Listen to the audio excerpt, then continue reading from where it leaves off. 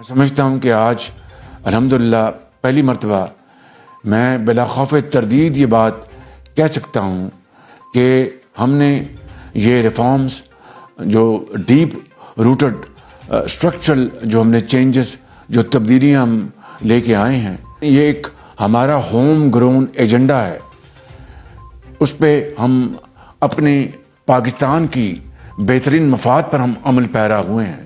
International partners کی advice مشورے اس میں شامل ہیں، لیکن یہ بنیادی طور پر ہمارا اپنا ایجنڈا ہے جس کے اوپر عمل کیے بغیر پاکستان ترقی اور خوشحالی کے راستے پر تیزی سے گامزن نہیں ہو سکتا.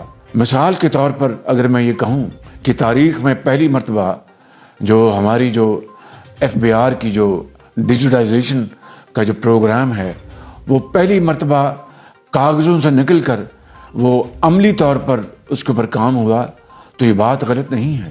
اور اگر میں یہ کہوں کہ پہلی مرتبہ جو ای پروکیورمنٹ وہ سامنے عملی نمونہ وہ پیش کر رہی ہے تو یہ بات غلط نہیں ہے.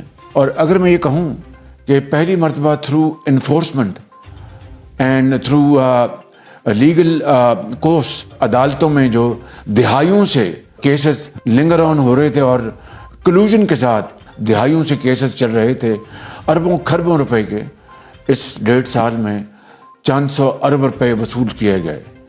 انفورسمنٹ کے ذریعے چند سو ارب روپے وصول کیے گئے، جو کہ شاید تاریخ میں پہلی مرتبہ ہے.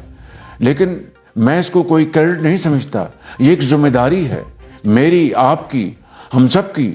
ہم قوم کے سامنے جواب دہ ہیں، ہم اللہ تعالیٰ کے سامنے جواب دہ ہیں کہ اگر یہ ذمہ داری ہمارے کاندھوں پر ہے تو اس کو اسی طرح نبھانا یہ ہم سب کی مشترکہ ذمہ داری ہے.